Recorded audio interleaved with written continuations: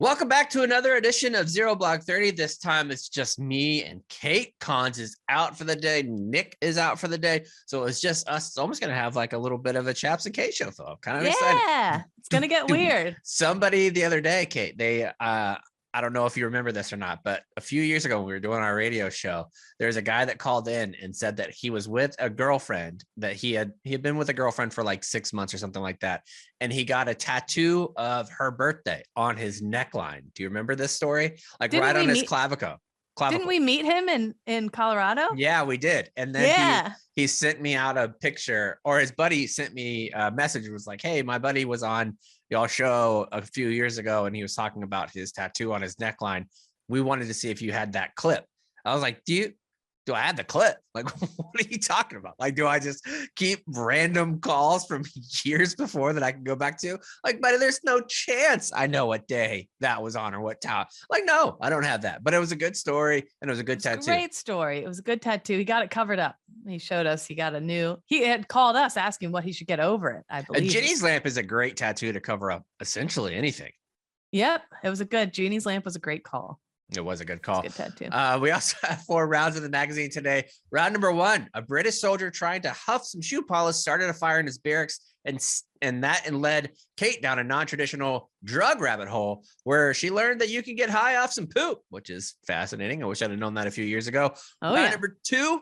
Oh yeah, we're just going to do some monkeying around in this round. We got monkeys going AWOL on a PA highway, 100 of them. And the queen of all macaques is waging war and kicking ass over in Japan. She is the king ding-a-ling, they say, in the monkey world. The top banana, they would say. They would say top banana. Yeah, I don't know if they would say ding-a-ling because that's inappropriate. Round number 3, a Michigan school district responds to a parent's concern that the school is making students have sit-down head calls in litter boxes, folks. Whoa. I thought about this the other day, but did you see that viral clip that was going around of the woman in Virginia who went to the school board and was saying that her kids aren't going to be wearing a mask on the first day, and if they try to make her kids wear a mask, that she's going to come and she's going to bring every gun that she owns? Did you see that? Yeah, I did see that. I sure did. Yeah. And I'm like, why in the world would you sign up to be on a school board right now? Or a teacher? Like, you can't keep them. Like, the teachers, there's no shot that they're staying in the classroom. Why would you deal with crazy ass parents right now? I wouldn't. I have no idea. There's a couple. School board where people are just always angry. Pharmacists, I feel like people are always mad at pharmacists. Like, it's their fault. Medicine's expensive. It's their fault that there's all these rules that make it take a while to get the medicine. But yeah, biggest I've ever been put in my place was by a pharmacist on Twitter. I was complaining about the wait time because I had like an inhaler that I needed to get, and I had to wait on base for like 90 minutes for them to what I assumed was going back to the little shelf, pulling off the albuterol inhaler and putting it in a brown sack. That's not the case. The pharmacist went out and laid out like a 10-tweet thing about all the different steps that they have to take to make sure that I'm not going to die from my inhaler. And I was like, thank you for your service. That was the only thing I could say. I disregard. You're right. Yeah. That's like the time you ripped on dairy and all the dairy farmers corrected you too. Yeah, that was a rough one. That was a rough time. So anyway, we'll be talking. Really got me. If you're on a school board, God bless. Yeah, or if you're on a board for veterans, you might not want to mess with the next guest that we have in round number 4. Her name is Jen Burch, and she is going to come on and tell us about her testimony where she testified in front of the House Arms Committee, where they are the VA, the House Veteran Affairs Committee, where they are talking about burn pit legislation and some of her own experiences. And then she got into it a little bit with Representative Cawthron from North Carolina, where he decided, instead of listening to her tell a story about how she could possibly have cancer, how she had pneumonia, and how she thought about taking her life, he decided to clean his weapon during that time. So we're going to talk to her about her feelings about that and how she got there. Yeah. And all that is going to be brought to you by our good friends at WhistlePig. If you haven't tried it yet, you need to try it. And you also need to go check out the videos that the fellas from KFC Radio and ladies from KFC Radio did. They went up to the WhistlePig farm in Vermont and they really cut it loose up there, because everything that you're going to try, if you're going to try one of these hard new cocktails, it comes from 100% estate-owned rye from the WhistlePig farm in Vermont. And the fruit is in a barrel aged in whiskey barrels. That gives it those whiskey notes. I'm a big whiskey guy, as you guys know, so I really just like the regular pickleback, farm stock, boss hog, all that. But if you like the cocktails in a can, they have fresh ginger lime, blackberry lemon fizz, the sessions that you just meant, and so much more. Go try it out at piggybackRyeSmash.com for more info. Make sure you get a grab of boxes whenever they're going to be in the store. Just grab as many as you can because they are the big 12 ounces. They're not the 8 ounces. No, I tell you, I took because I have Whistle Pig here, and I brought some down to my dad. And he sent me this weekend, him and some of the olds. He brought the little glasses out, and they had a little tasting of Whistle Pig, which I thought was cute. What was his favorite? I'm pretty sure it looks like that everybody liked them all because everything was empty at the end. So yeah, that's how you know it's good when they're all empty. That's how you know it's good. Yeah. Yep. All right, let's get started with the actual show today. I don't know what Cons is into. Cons is an elusive fella these last couple of weeks. Really is. Well, he's in the crunch time for when you're doing a long distance wedding. That is stressful. Which we're all heading down there. The whole gang's going to be in Florida in March. But that's. And he said I could wear a hoodie. I'm gonna wear cutoff jeans. Cutoff jeans. I think you should wear your Hillary Clinton inspired sports coat. The coat that I wear whenever we go to DC to interview. Yeah. Did you lose it? No, it's still at my desk. It's covered in stains. Oh, good. So it makes even more sense for the wedding. Did you do anything exciting this weekend?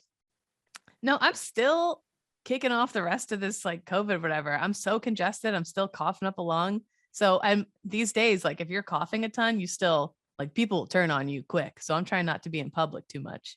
I had basically a safety violation.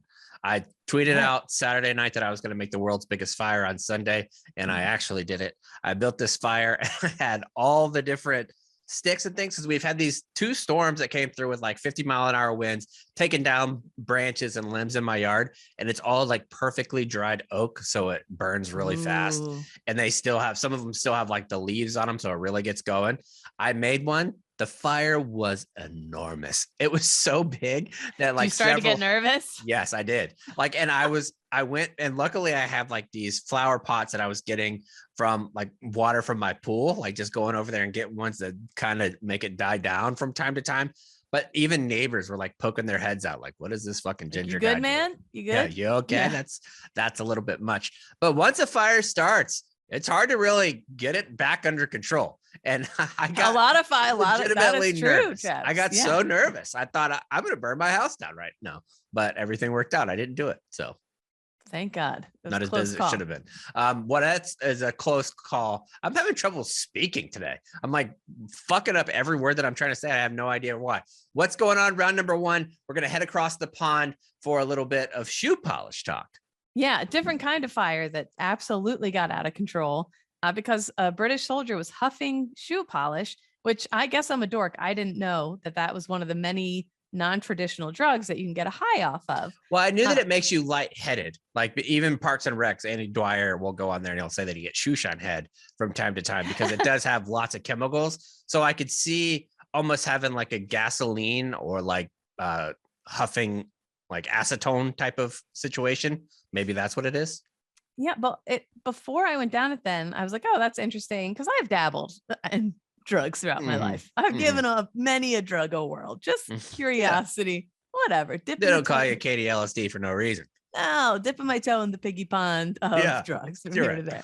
What? So I looked up, this is a teen scoop for any teens out there listening. Oh, nice. Avoid.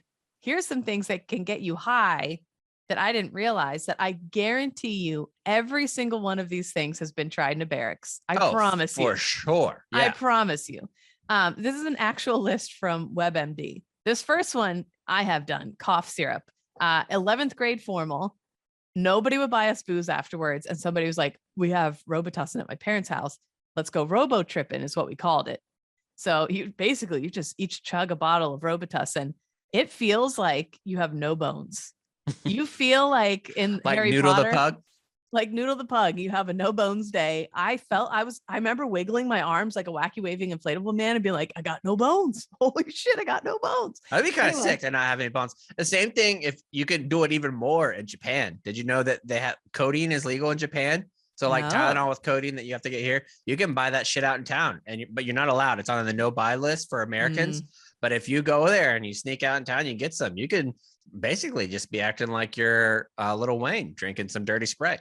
Drinking some dirty Sprite. I didn't know. But Robitussin, inhalants, whippets, aerosol spray, mothballs. I didn't know people were huffing mothballs. No, I knew whippets obviously an aerosol. I had no idea mothballs would do that. What kind of high do you get off of mothballs?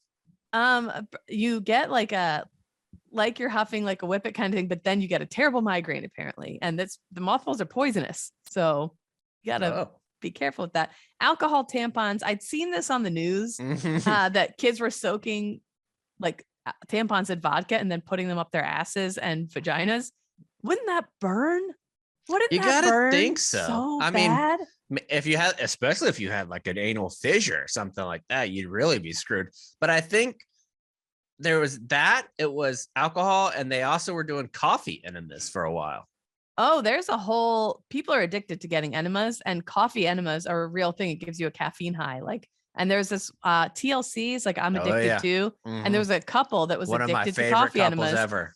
They did like, I'm not shitting you. They did like 25 a day. And she said coming off it was almost impossible to like wean yourself off of, because the caffeine is essentially straight lined into your system. So then you have these caffeine headaches if you just don't drink it. Imagine doing it straight up your butt for a couple of weeks, and then your butthole is like no moss.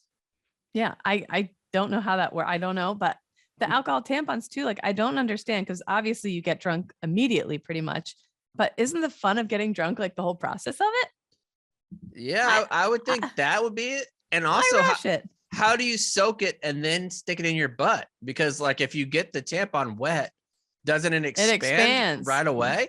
Right, so it expands. Are you putting it in with the little plastic entrance applicator, and then you pour the entrance tool, and then you put a shot of vodka on it and it expands? So will half an ounce of vodka get you butthole drunk? I know someone out there listening. I know there's a troop out there listening who has done this. Please let us know. I'm curious. Motion sickness pills. When I had the worst of COVID, I was taking Dramamine out of desperation because I felt like I was on a boat, like seasick on a boat. I couldn't stop feeling nauseous. Every morning still I'm feeling nauseous. I'm not pregnant, I swear. But this nausea, I'm taking Dramamine. I didn't know if you take enough, you can hallucinate. I didn't know that either. I did know the second one on there, the next one that you have, which is diarrhea pills, because I actually got carded at one spot because I was buying so many. They're like, oh, we recognize you're buying a lot. It's part of, there was a certain brand that if you bought more than like 2 or 3 packages in a week, they flagged your ID. And it's one of those ones, like Sudafed is another one now in some parts of the country where they have to take down your ID if you buy a certain amount, because that's one of the ways that you make methamphetamines. I think diarrhea pills are the same way. I had never heard of that. I didn't know that. And so, chaps, I was going to ask, like, is there something you want to tell us? Have you really had diarrhea, or have you just been getting high diarrhea pills? Well, I asked, I'm like, what else? Like, what other embarrassing things? Like for me, it was Robitussin. What other embarrassing, pathetic things have you or friends done to get some sort of high, especially if you're in the military? And I know that's I was like, nobody's going to answer this, because especially if they're serving, you can't answer it. But we got some good answers. Wilson V said, canned air duster. A dude I was buddies with got caught huffing shit in a guard tower. So, and there was so much canned air, especially in Afghanistan, because the keys, like if you were on Leatherneck or whatever, there was so much dust. Like everybody had a can of this at their desk. So probably a lot of huffing going on. I love this one. Jonesy40 said, after playing Goldeneye for 12 solid hours, my buddy dared me to sniff the chair he had been in.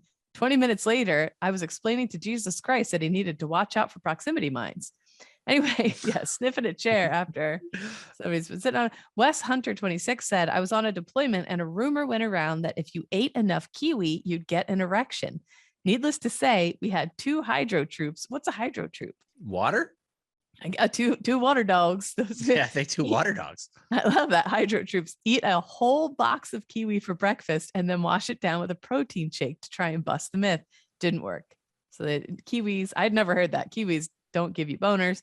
Ty Gardner 570. Wait, I understand if you're struggling getting a boner, but why do you need a kiwi? Like if you want to just get a boner amongst friends, just do it.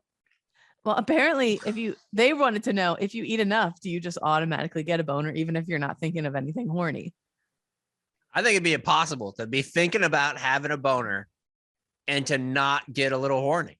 I think that that's impossible. You can't do it. You can't just sit there and be like, I wonder if I'm going to get a boner, because then you're thinking about things that'll give you a boner. No, I think seasoned male porn stars, I think while they're fucking, they're like, oh, my taxes are due tomorrow. Oh, you know what? I need to call Jen back about the field trip that Cassie's having next Thursday. They got better endurance than most boxers. I mean, Right. if you're talking about 40 minutes, goodness gracious. Forget it. They're not thinking about sex. I bet you take any successful porn star and you make them run a PFT, I bet they come up superior. They all have got to be in good cardio shape. Oh, absolutely. Forget it. These days off. Anyway, Ty Gardner 570. More of porn Instagram reel version. Yeah, absolutely. Ty Gardner 30 seconds and under. When I was at my MOS school, I saw a dude smoke K2 in his barracks room, spice. I remember when I first got to the fleet getting a speech about spice, and I was such a dork. I was like, what's that? I don't know. I remember seeing the salvia plants at Lowe's and thinking, Lowe's, these folks are trying to get people high. Whoa, good one, chaps. Yeah, it was basically like chemical weed. He ran and jumped off the third deck, landed flat on concrete. Everyone in the smoke pit thought he was dead. And then he stood up and ran into the mountains of Camp Pendleton. Wow. And Spice will do that to you. General Mattis was a wild one, though. He was. He was unpredictable. Absolutely insane. On a Saturday night, forget it. He would smoke that K2 and go crazy. That's why they call him Mad Dog. It really is. At Wed said, oh, we did the same thing in basic. We were shining boots in the bathroom with no ventilation and using an iron to heat up the wax. Of course, we didn't know what would happen until someone passed out. So that was just a little curiosity goofing. Oh, let's heat this up. Let's keep waxing, see what. And then finally, have you ever heard of Jenkum? The fact that I haven't heard of it was legitimately shocking to me, because this was like prime time when I was deployment from what we're about to go over, when this was released. I was deployed during this time and never heard of it. Yeah. So Jackie W. Lofton said Jenkum. And I was like, okay, this is maybe an inside joke. I'd never heard of this before. And then somebody replied, oh, yeah, Iraq was a weird place in 2007. I was like, wait, so somebody else has heard of this too. I guess I'll Google it. I had never heard of this. And he says, we actually got a memorandum about it, so I can prove to you that this is real. And this is from a Department of the Army actual memorandum that got distributed out. Jenkum is produced by placing fecal matter and urine in a jar and covering it, most commonly with a balloon. The container is placed in a sunny area for several hours or days until it's fermented. The contents of the container will separate and release a gas, which is captured in the balloon.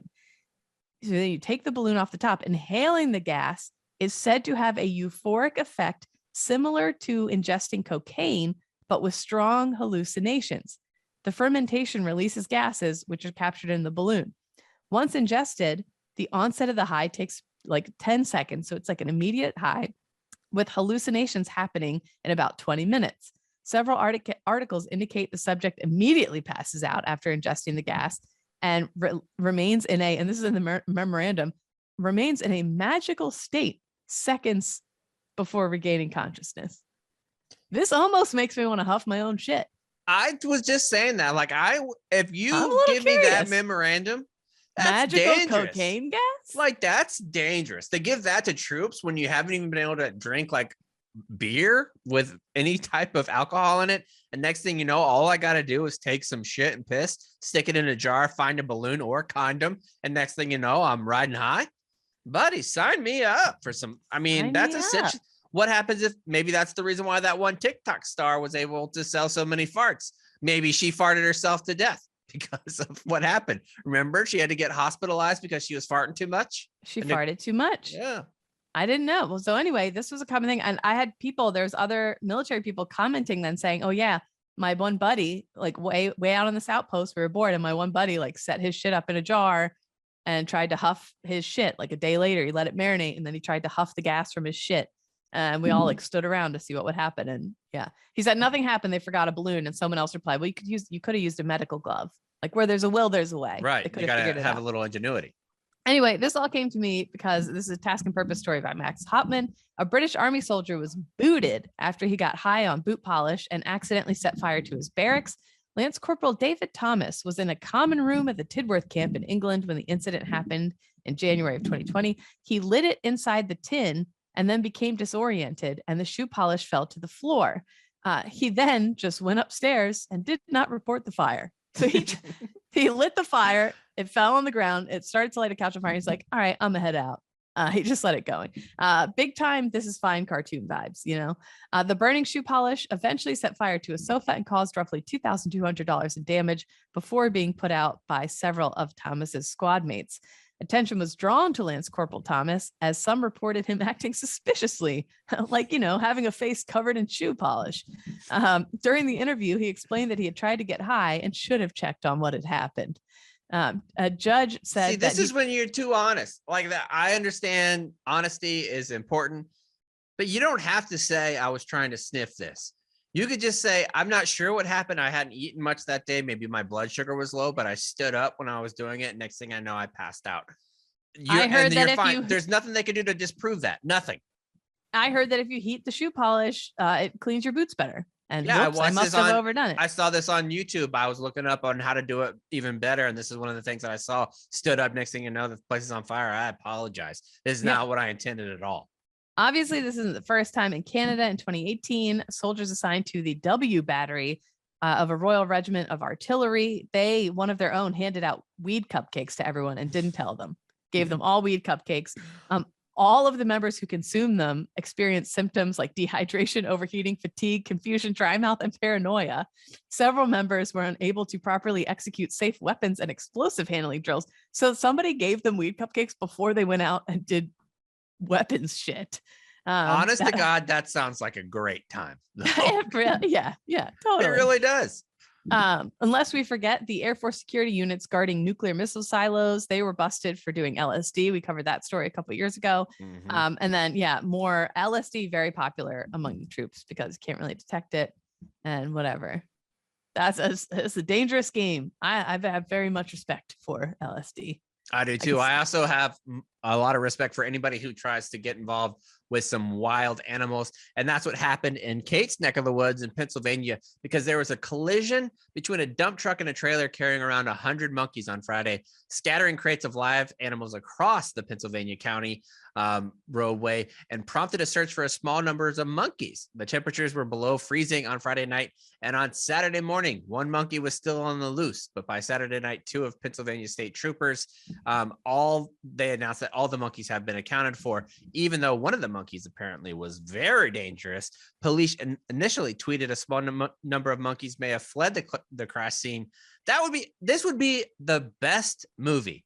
If you gave these monkeys personalities, next thing you know, they fall across on the road. It's wintertime in Pennsylvania and they got to get into some shenanigans to get things going. I would watch the shit out of that. Yeah. And I will say this too. They were lab monkeys and they were being taken to a lab at the time of this collision. And it was for these cynomolgus monkeys or whatever. I'm butchering that name, but they're like the #1 most used primate in toxicology studies. So these monkeys were heading to a lab to straight up not have a good time. Probably, I'm guessing.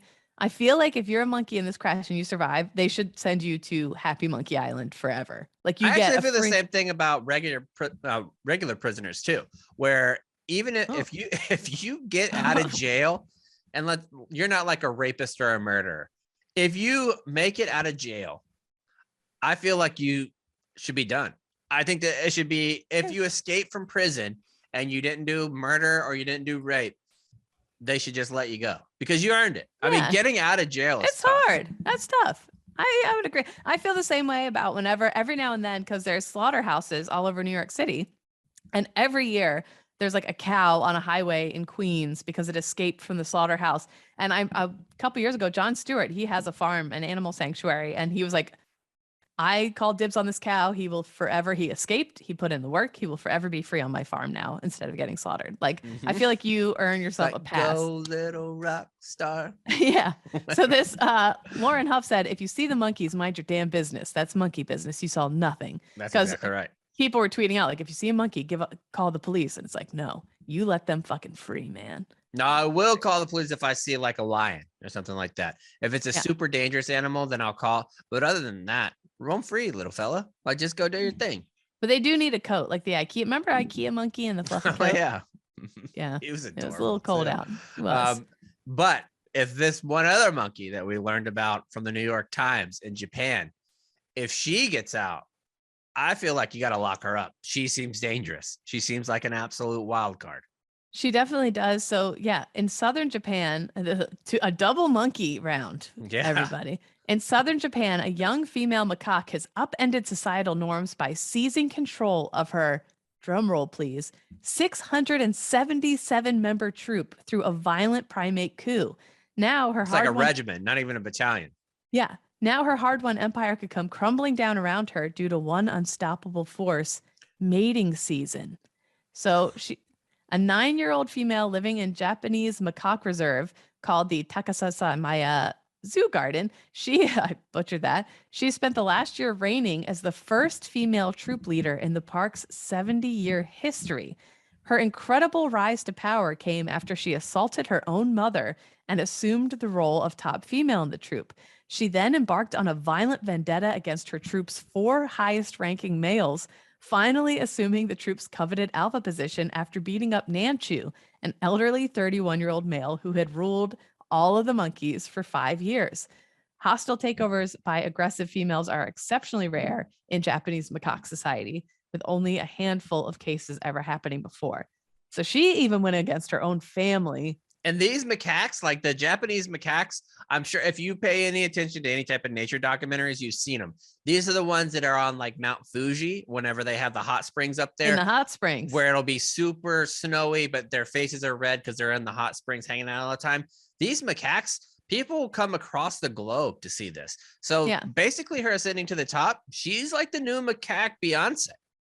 She truly is. And it's so crazy to me. Like, it's an animal, but I guess I assume like it's so crazy that other animals could be as smart as us. No, the higher you're right, because I took this is why I like monkeys so much. I took a bunch of anthropology classes when I was in college, and a lot of them focused around primates and civilization and how basically the only difference between humans and other primates is our culture. Well, other primates, they definitely have culture as well, and the way that they establish different ways of communications, different structures of how you're going to do things, different tasks. Like this female leader now of the macaques will have a group of macaques that she sends out to forage for food, that she sends out to be like the builder. Like they legitimately have these different jobs that now she has to go and kind of oversee. It's fascinating what colonies of monkeys will do together. Legitimately fascinating. Well, it takes like when you go and watch bully. They are such bullies. Yes. When you watch an episode of Survivor, like people are conniving, and like she had to have thought all this out. Like this is premeditated. She's basically Tommy Smokes. She's pretty much Tommy Smokes. Is crazy to me. Also, I was thinking the other day, are we the only animals that go to the gym to get gains? Oh, I think is that what separates us? I know like bears do bulking season. Yeah, I think for aesthetics only. I think that most animals are just naturally doing it all the time. I feel like we're the only animals who have the luxury of getting out of shape. I actually had a very depressing thought the other day. When's the last time like an eagle died from old age? Like you don't have animals in the wild just die from old age. It's usually from something vicious. No, I think they do. I just think we don't know because they fly out to sea and then just die, right? I don't know.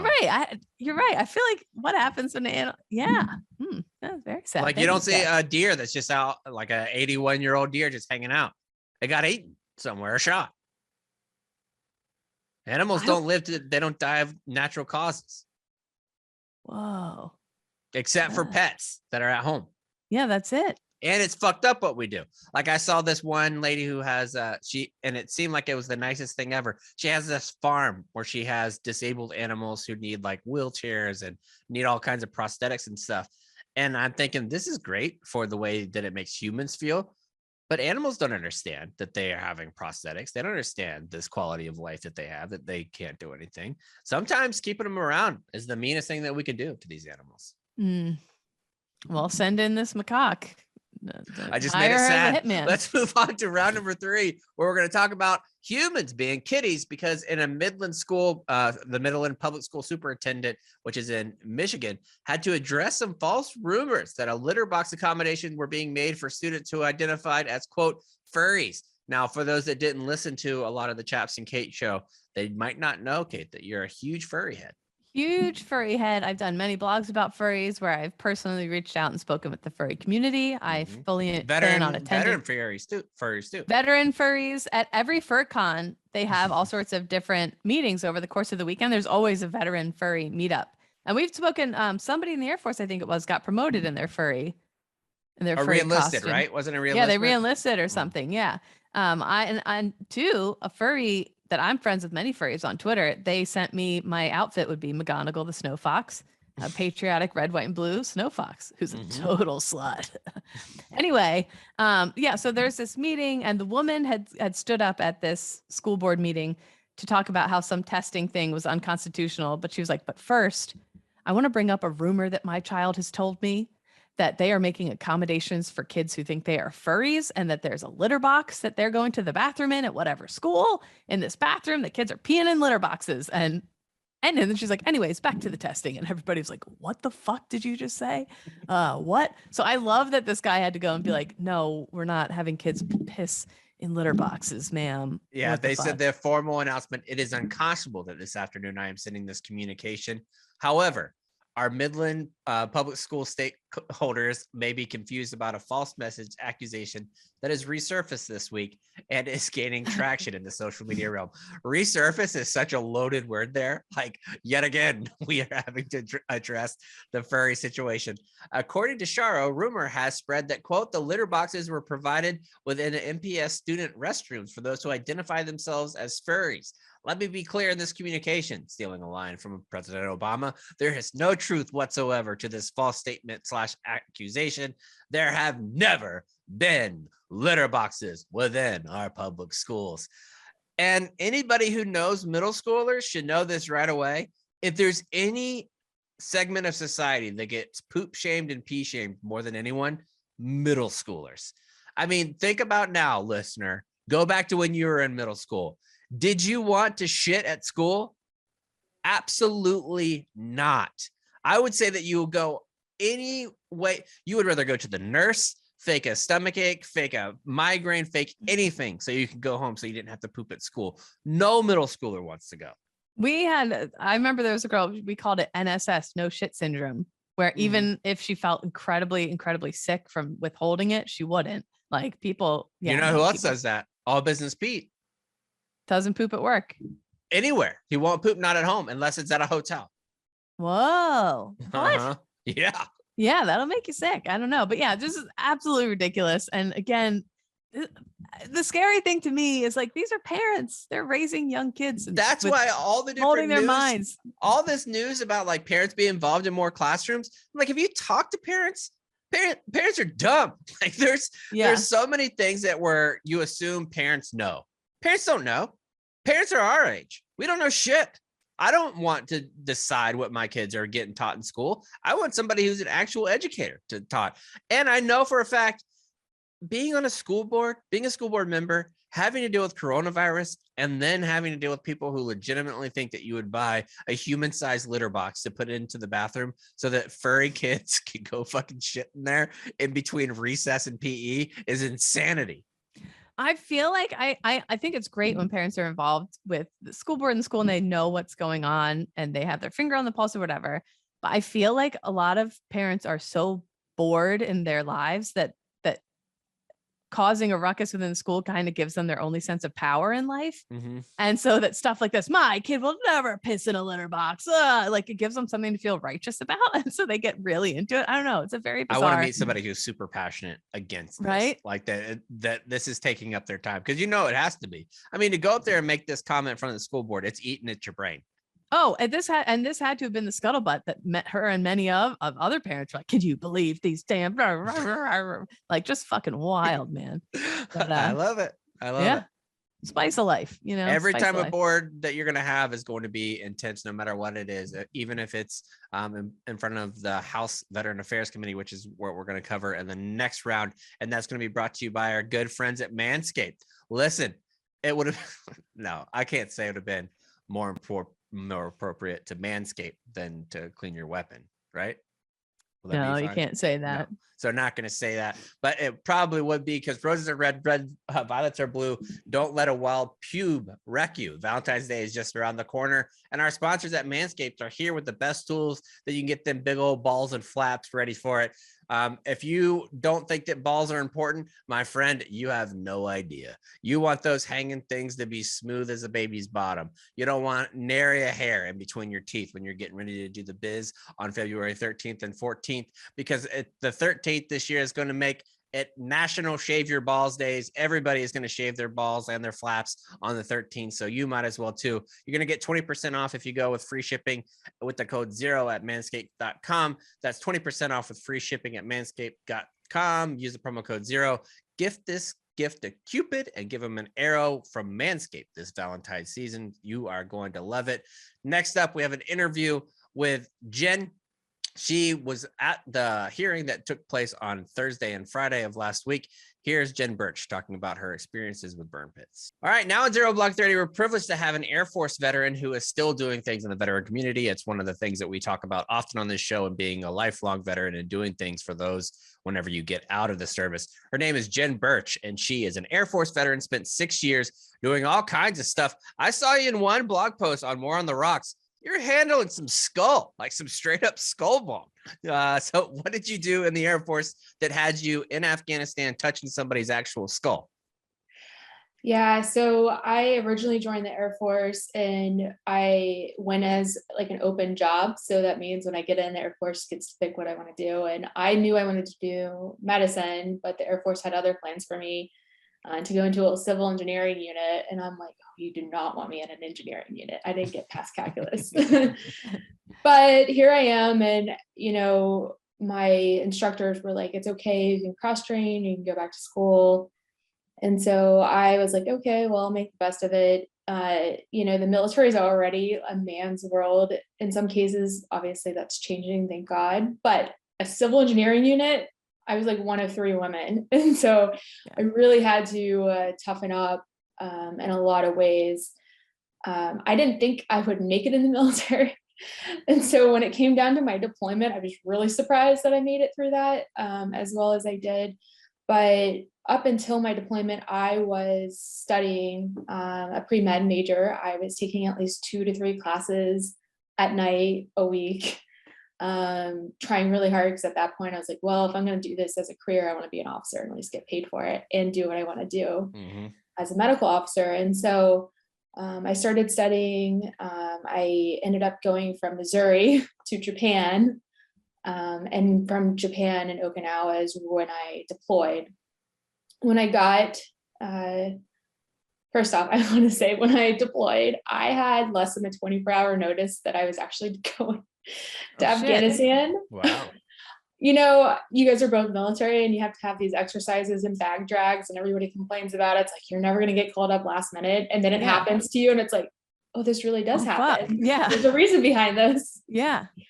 So it might be better that way. Like, you don't have all the dread. Like, it's just like, okay, well, now I don't have to think about it for months. I'm just going to go. Right. So I was already scheduled to go, but I had a month until I was supposed to. So this way it was like my commander escorted me to all my out processing, and it was just like a smooth line for me. So yeah, it was definitely good in some ways. So that's how my deployment started. And then took me 5 days to get to Afghanistan, because, you know, in Japan, you think you go the back way. Yeah. You go the long way around. Right. Yeah, it makes no sense. I went from Okinawa too. Like, and you go from Okinawa, then we stopped in California, flew to Germany, and then you go into Iraq, and it makes no sense. It seems like you're flying 3/4 way around the globe.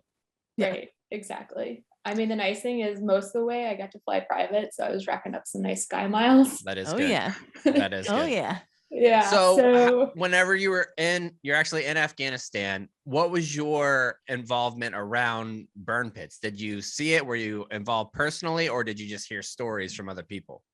So I was involved personally. So sorry, I was giving you the long version. The short version is I got there. They were calling for volunteer medics, and my commander, I still talk to him to this day. He was the best commander I've ever had in my life. And he let me volunteer during my off-duty hours, or if there was like a mass cal and through the weekends at the trauma hospital called World 3 in Kandahar. And as you know, burn pits were still existing over there. They were starting to fire up incinerators. However, the incinerators really didn't make much of a difference because it's so dusty there. So all those fumes and particles coming from the incinerators along with the burn pits get into that dust, and you're just sitting there breathing it in. And one of my jobs, especially when I started volunteering as medic, was to go out into the flight line to meet the birds to bring patients in.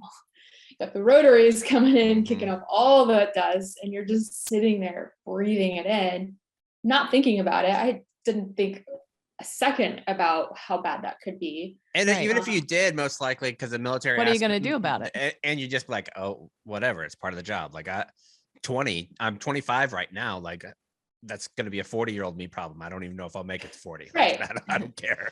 Well, you're also thinking, well, I'm untouchable in some cases, Right. although you're more worried about rocket attacks than breathing in some dust. Right. So that was part of the job. In bird pits, they're burning medical waste, everything, human waste, everything. It is like so many times, like you could not dig a hole in the United States and burn one thing out of that was in that burn pits. It's against the law, OSHA regulations. Obviously the DoD doesn't have to follow that for certain reasons, but so I'm just in there breathing it in, breathing it out. I was an avid runner before I left, and I decided to run like a half marathon, a 5K around the flight line in Afghanistan because, something to do on your something off to time. do, right? Yeah. And so you're breathing it in more. And so I was there for about 7 months,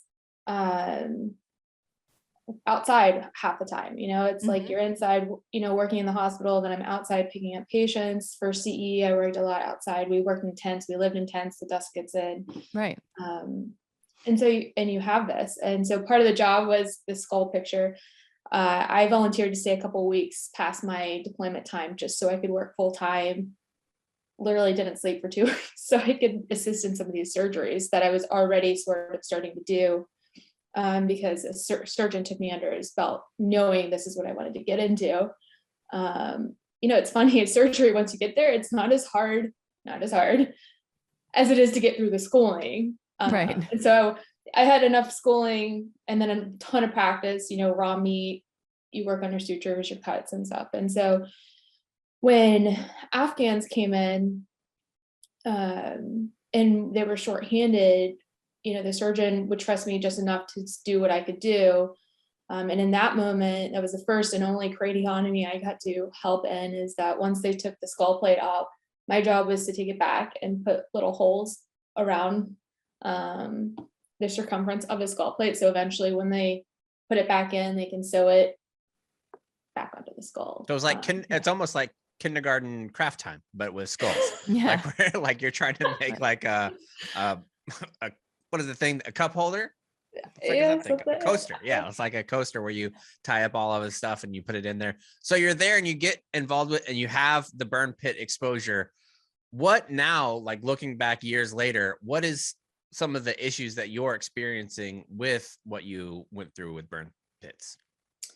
So I actually got hit with symptoms pretty quickly when I returned home from the deployment, unlike a lot of other veterans. In a sense, that made me a lucky one down the road, which I'll explain. But when I came home from Afghanistan, I fly through Kyrgyzstan, drop off some stuff, fly through BWI, which is actually where I was from. Some family's there, hanging out for 2 days, eating some Maryland crab. I mean, it's like 1 minute, you're leaving and you're getting rocketed. The next minute you're like, where am I? Like, what am I doing? Yeah, it's surreal. It's a surreal very experience. Surreal. There's no down transition time. I mean, I had 24 hours in Kyrgyzstan where I could get drunk off of 6%. Yeah, and then you're home. Most other veterans that are listening are going to be incredibly jealous that you're going into Afghanistan was only a couple day process and you're leaving was a couple day process. Everybody else is going to be like, this is bullshit. She had it good.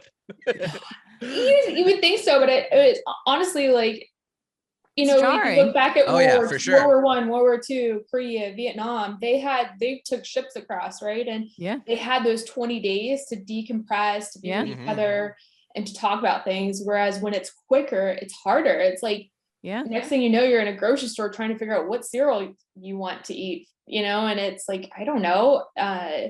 Or you hear a backfire from your car and you're ducking and you're like, oh yeah, I'm not there anymore. It's Yeah. like, it's a jarring. hard transition.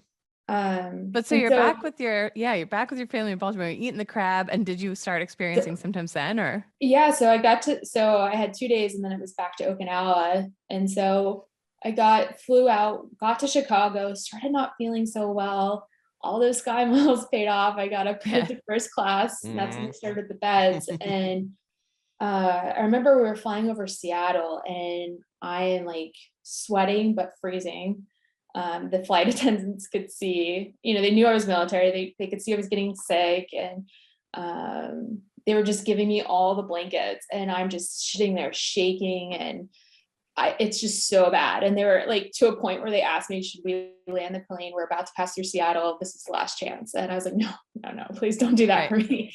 So I get, I'm just sitting there the whole time. It's just getting worse. I get into Tokyo, into Narita. I get flagged because even back then they were doing the medical screens.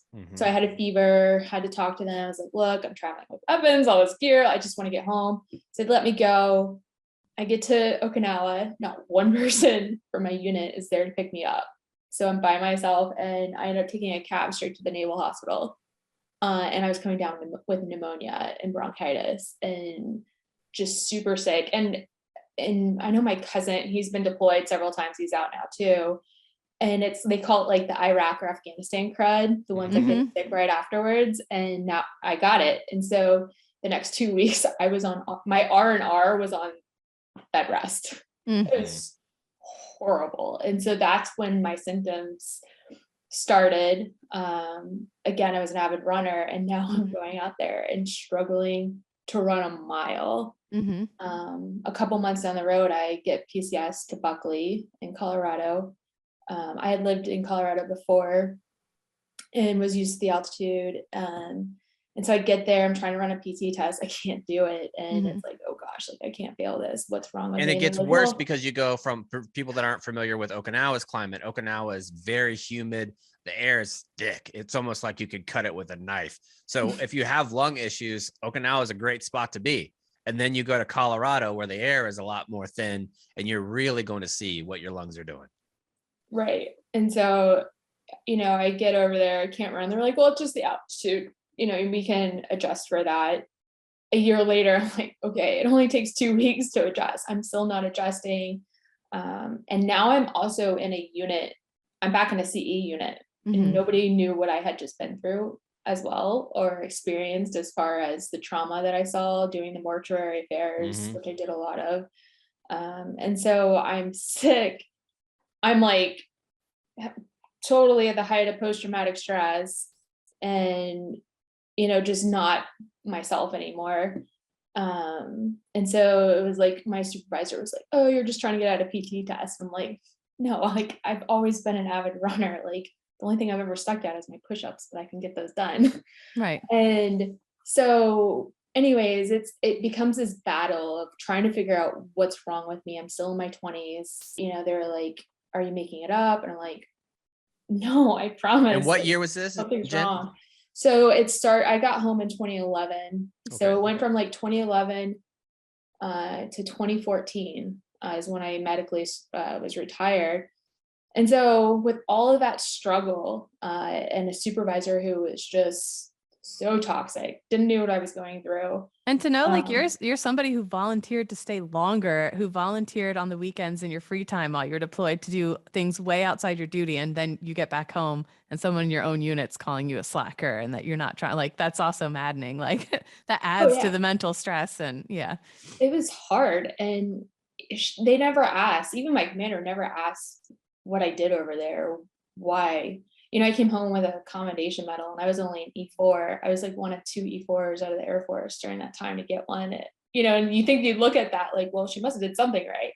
Yeah. Right. And it came down to I started showing up late to work, like 5-10 minutes late. I also started getting really bad migraines, which I thought was just, from something else, but they're actually starting to associate this with burn pits. And so I would be in the ER. I mean, worst pain in my life. Just totally falling apart, no support. My mental health is like failing. I'm in my like other supervisor's office crying every other day. Like something's wrong with me. I don't know. And it boiled down to in May of 2012, I actually tried to take my life because I gave up. Like I had no support. I didn't see myself going anywhere. I was working my ass off to go become an officer, and I was like, well, this is not going to work now. It was hard. And I even had told my leadership like having these thoughts, and they still didn't do anything. And then after 2 weeks of being in the hospital, I was hit with more paperwork. What'll make her feel better? Paperwork. That'll be. And by if you're a civilian listening, by paperwork, she means negative paperwork. Like you would go to the HR to get, like, where they're going to try to charge you and under the UCMJ for the things that you're doing. But it's interesting to me listening from 2011, 2014, the major problems, not only excluding the medical side, is that you don't have commands that are listening. You don't have medical commands. You don't have individual unit commands that are listening. And whenever you have that, you hope with new knowledge, new medical evidence that those things are going to try to change, which is what you and the organization that you're working with now are trying to do. And that's the reason why we have you on the show, because last week you were in DC, or you were doing Zoom meetings with people that are in DC, and you were trying to get more attention on this issue to get the VA, one, to have benefits stepped up, and two, to do widespread screenings across of everybody that deployed to Iraq or Afghanistan to see if they're having that. And then you had a viral moment that happened while you're explaining the story that you just told us, that included your situation being so dire that you thought about taking your own life. Last week, you meet with the Department of Home or Veteran Affairs Council and that board for Congress. Can you walk us through a little bit of what happened whenever you were testifying before Congress? Yeah. So fast forward, now I'm an advocate for veterans, because if I was taught by my grandmother, if you can take a negative and turn it into a positive, then it was almost a mistake or anything worth learning, right? And so now I speak on behalf of veterans here in DC, and the House Committee on Veteran Affairs had a roundtable that I participated in with various committee members, and there were actually a lot on the call in the beginning, which was so nice and refreshing to see. And the legislation that we were talking about is the Honoring Our Pact Act, and this is huge. And it establishes a presumption of service connection for 23 respiratory illnesses. And so for me, it took me 7 years of advocating on behalf of myself, my employer, medical, lots of doctors, thousands of dollars, ER trips, to get recognized with the VA. Well, these presumptions that it establishes, veterans, it removes that burden of proof on the veteran. And that's just one of the things that the PACT Act will do.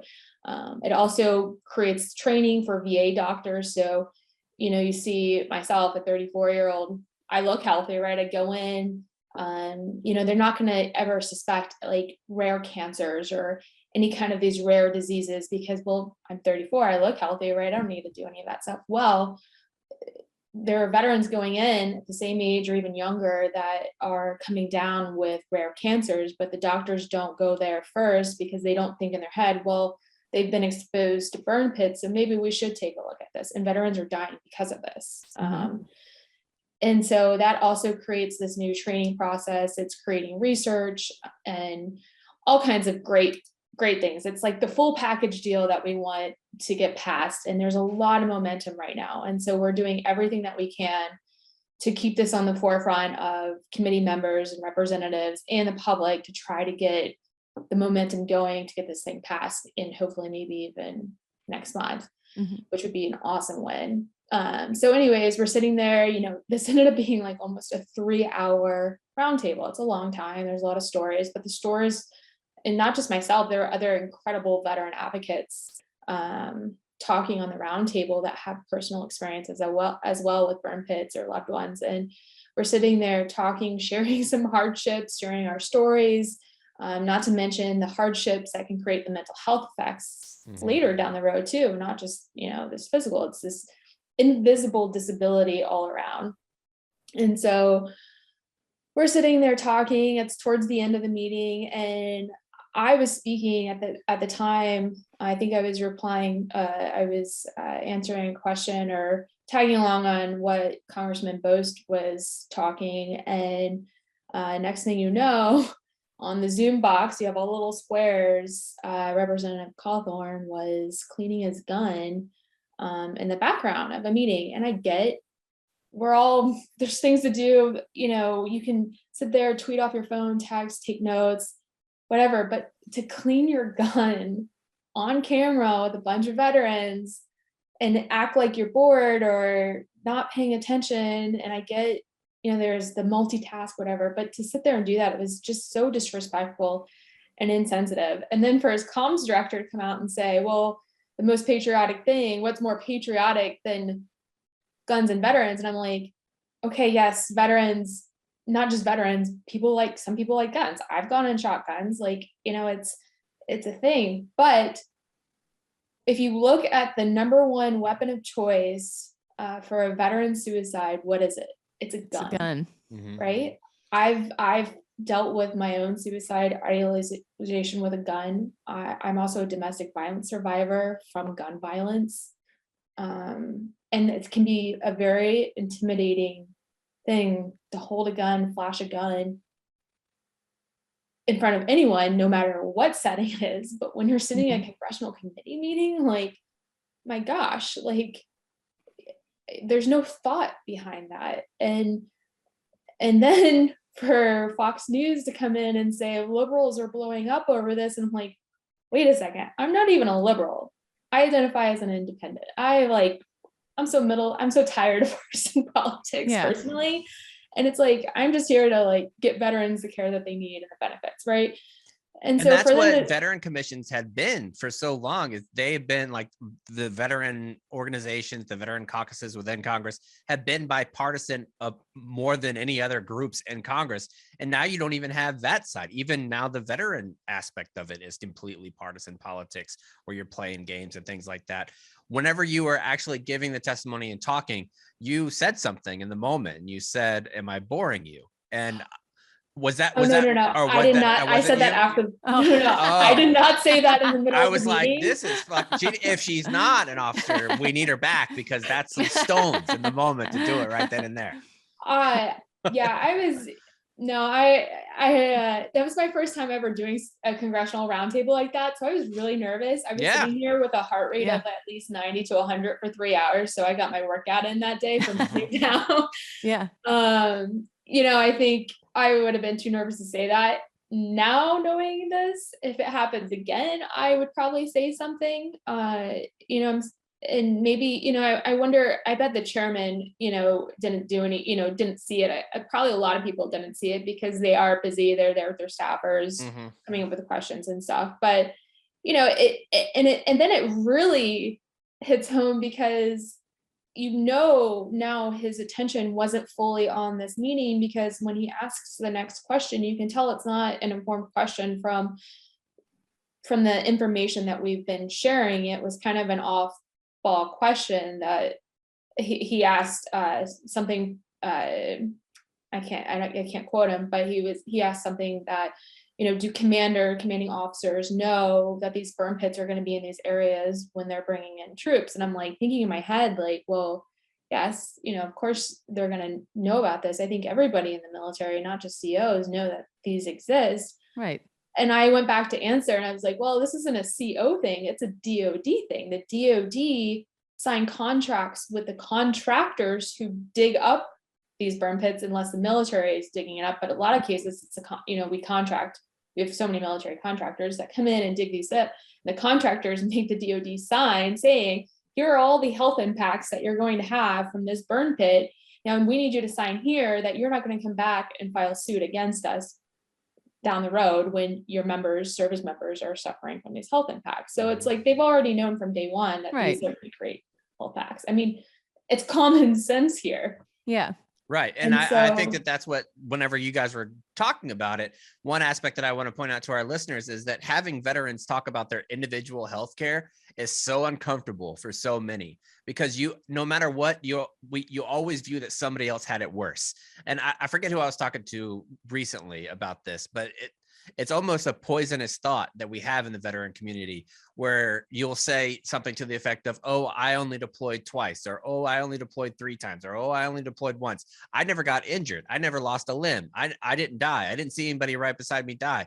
And you have this comparison throughout, and every veteran does it. So whenever you actually quiet, right, because and when you don't want to right, and when you get to the point where you want to go talk to a congressional member, having that intimidation factor, one, because as a junior troop, you're taught to respect them, that they're going to know, and to see somebody that's in a position to be able to do something and help widespread across the board not pay attention is incredibly insulting, and it feels like a slap in the face. And that's what I got from not just you, but from several other members who were listening and who were testifying and giving their own personal experience. Would you agree with that, Jen? I would, absolutely. It is. I was nervous as hell going up and talking. Sorry, I probably shouldn't say that. No, you're fine. No, please. This show, we talk about everything. Yeah. You know, it is, and it's hard. And yes, I have shared my story. You can Google me and it'll come up, but every time it is really hard. Yeah. It's very vulnerable stuff. And I remember back in November, we were having in-person congressional meetings for the day, and I got lucky and I got to be on Jon Stewart's team. He is such an amazing advocate for veterans. I have pages of notes of quotes that he says. I'm like, gosh, yes, that's great. That's great. You know, and we're sitting there, and one of the guys with us, and forgive me, I totally am blanking on his name. He's sitting there with oxygen, and he's also a veteran. And we're in I believe the Pennsylvania office, and he starts to talk about the trouble that he's had to get his benefits with the VA approved, although he has to have oxygen because has constricted bronchiolitis. And he's gotten denied by his TRICARE, he's medically retired, denied by the VA, all because they can't service connect it because he didn't start showing symptoms while he was still in the military. And then I look at myself talking about being timid or the comparison with the veterans. And I'm like, oh my gosh, like I got medically retired, so I have TRICARE as well. And thank God, because I use that because I'm still hesitant to go to the VA. And although I have paid money out of pocket, they have been able to approve different treatments and doctor's visits, because while I was still in the military, especially coming home, I came down with pneumonia and bronchitis, and so they could easily correlate the two, right? And I'm sitting there thinking, this guy is paying out of pocket for his oxygen tank. Thank God I don't need oxygen. The only thing I have is an inhaler. And I'm sitting there like, oh my gosh, like I don't, deserve my benefits. Like here, like I want you to have them. Like, and that's such a hard thing. And we're sitting there, and he's telling the staffers this, and they're like, well, have you called or emailed us? And he's like, he's written dozens of letters. He's emailed. Not I've one actually reached out to every year. single one of you sitting here right now. Yeah, like you've all heard from me. You just don't. And nothing. And Right. it's like, how is this acceptable for our veterans here? And, I even look at, so like when I was getting out, I was having these lung issues, right? They never approved my disability for the toxic exposure, right, when I got out, even though I had a nodule in my lung. And the doctors were saying I needed follow-up work because it's a precursor to cancer. And so 7 years later, I finally got enough paperwork, doctor's visits, ER visits, where I've been on oxygen because of that, and submitted it in the most organized way you could possibly imagine, like color tabbed, everything, and finally got it approved. But then I look at someone like this who is showing a visible symptom, just like if you're missing your leg, right? You can see it. He's on oxygen. You can't miss it. He's young.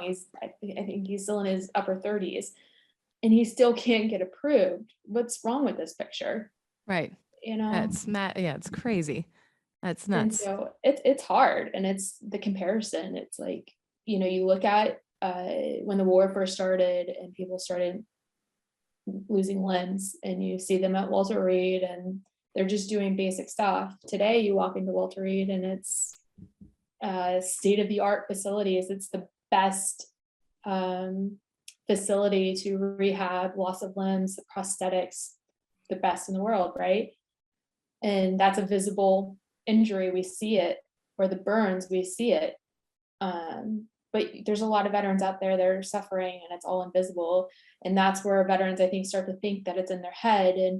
And so for one thing, like you're having gastrointestinal issues, migraines, lung problems, and you're thinking this is all in your head, or the doctors are saying it's all in like your head, or the Gulf War benefits. syndrome. The Gulf War veterans Right. went through this, and everyone thought they all were told they were crazy, and it turns out they're not crazy. They Right. very And it can real drive crime. somebody crazy. Yeah, it can absolutely, lead sure. somebody to take their own life. And Right.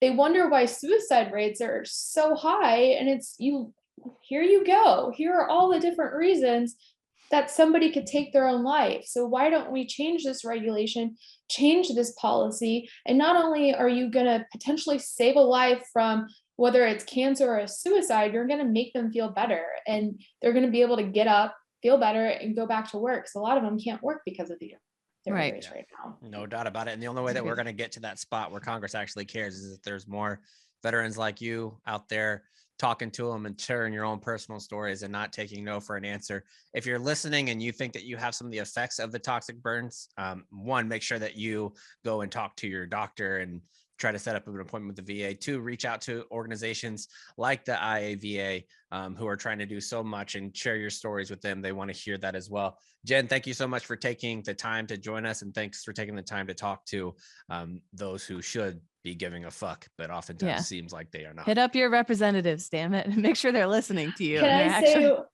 I say one more thing? Of course. Right now there's a lot of momentum, and I want to take what this negative thing with Cawthron and turn it into a positive with all this attention. Is that if they go to the IAVA website, and I can just send you the link, but go to the IAVA website, click on the take action page, and it'll say burn pits, and it's a letter that's already drafted. All you have to do is put your name, your zip code, it finds your representatives, and it gets sent to them. And it's the same one all you cheap fucks did for the 3M ear things, like for the earplugs. Same type of thing. But it's like you send this letter, they get it, and the more that they get from veterans or family of veterans, friends of veterans, whatever, the more that it's showing up in their inbox, the more they're going to start paying attention. And we have veterans that are dying, I don't know, weekly, monthly, and or coming down with these rare cancers, and the time is now to get this legislation passed. Yeah, I have a feeling in years to come, it's going to affect a whole hell of a lot of us. So it's in all of our best interest to do this. Exactly. Let's not, do what we did to our Vietnam veterans and wait till a lot of them die. Let's do it now. Yeah, exactly right. Well, Jen, thank you so much for joining us. Thanks for having me. Well, she is an impressive veteran. I would say the thing I like most about all this is that, it's going viral on Twitter. People are coming at her from all angles, and all she wants to do now is keep bringing attention to the main issue at hand, and that's taking action, getting our representatives involved, and making life better for other veterans. Spin zone. What if Madison Cawthron knew that if he started cleaning his weapon, that more people would pay attention to what they're actually talking about? Oh yeah, absolutely. Well done, in my mind, he did it very much on purpose so that the gun people would be like, he is a gun guy. Yeah, guns. I feel like anytime you can suck off a gun person, they just love it. There was an article that she referenced from Fox News where it said liberals erupt over Madison Cawthron and in a VA hearing about burn pits. And I went and looked at the comments there. Hilarious. They're like, oh, I guess they would rather him talk about masks instead of cleaning guns. Last time I heard you can clean your gun at a hearing. Like, what? We were saying, imagine it has nothing to do with taking away your guns. Clean them another time, dude. Imagine Bernie Sanders in this hearing, and he's washing his Subaru while they're doing it. Exactly right. He's like taking gluten out of his bread while he's listening. People would be furious. They'd be losing their marbles. Right. Yeah, exactly. Imagine AOC putting on lipstick. Let's imagine is that a real liberal thing? Those damn libs with their fucking I'm just saying, doing something that wasn't paying attention to people lost their mind when Obama wore a tan suit. So. Right. Yeah, that's true. Anyway, maybe just pay attention. If you're a congressman and somebody's telling you about how a veteran's telling you about how they almost took their life, maybe just pay attention. True. Yeah. All right, let's move on to save rounds and alibis, which today is going to be brought to you by our good friends at Paint Your Life. I've done this with Barstool Confessions for a little bit, but this thing is legitimately awesome. So what you do is you send them a picture and they will paint it for you. They have a team of painters that paint it. It's so easy. You just got to text 0 to 64,000.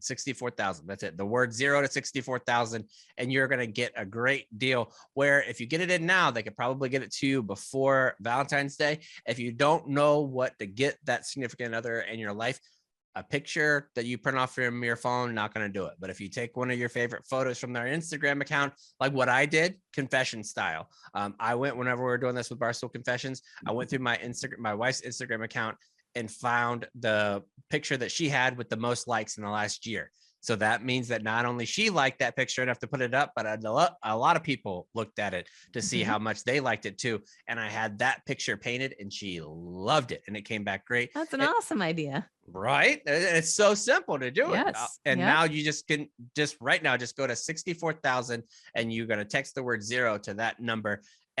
There's going to be no risk. If you don't like the final painting, your money is going to be refunded, guaranteed. And right now, as a limited time offer, you're going to get 20% off your painting. That's right, 20% off and free shipping. To get this offer, just text the word 0 to 64,000. That's 0 to 64,000. Text 0 to 64,000. Paint your life. Celebrate the moments that matter most. It's going to be great. Terms apply and available at paintyourlife.com/terms. Again, text 0 to 64,000. Kate, any save rounds today? Oh, nothing for me. The baby's finally back in daycare after we hit the holidays. So he was out of daycare and then we hit some illnesses and then we hit COVID and then finally sent him back last week. And they were like, no, he has a fever, get him out of here. And so then he was out again till Monday. It was just, he's been out for like a month and a half, I feel like. And so he's finally back today. And you still got to pay the whole amount.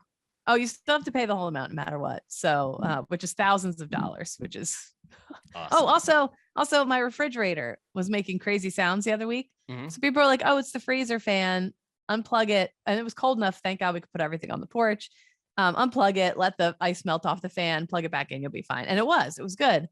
Woke up the other morning, a few days after a shopping trip. So hundreds and hundreds of dollars worth of groceries in my freezer and fridge. Nope. Both completely dead. Like the ice cube trays were just water. Everything in the freezer had thawed out and was gross because it happened overnight. Our fridge stunk because we had a bunch of like takeout, in it. And our landlord for days now has been like, oh yeah, I'll get to it. Oh yeah. You have the worst landlord of all. She sucks. When the baby was brand new in our sink, we didn't have our kitchen sink, and it took her like a week and a half. I'm so sorry. I'm on vacation at the Grand Canyon. I can't help you right now. It's like, well, you can call a fucking anyway. So that's what's going on. Baby's back in daycare now. The fridge is out of commission. All our food's out in the patio. Oh yeah, that's any word about sport? His head falling off, or pets' heads are falling off. Yeah, and so now when they come to fix the fridge too, we have to pretend like Spork doesn't live here. So I'm on edge. I got to be ready to hide. What's that letterbox for? Well, I'm like one of those kids in Michigan. I reckon. Yeah, it's my son is a furry. Thank you. Yeah. That's where he's been going. Exactly right. I don't have any save rounds. There's nothing really going on in my life. It's just a big ball of boring in this gross ass weather. I'm just fucking sick of it constantly raining and shit like that. We'll be back on Friday with the whole squad back together again. We'll see you then. It's on the retreat.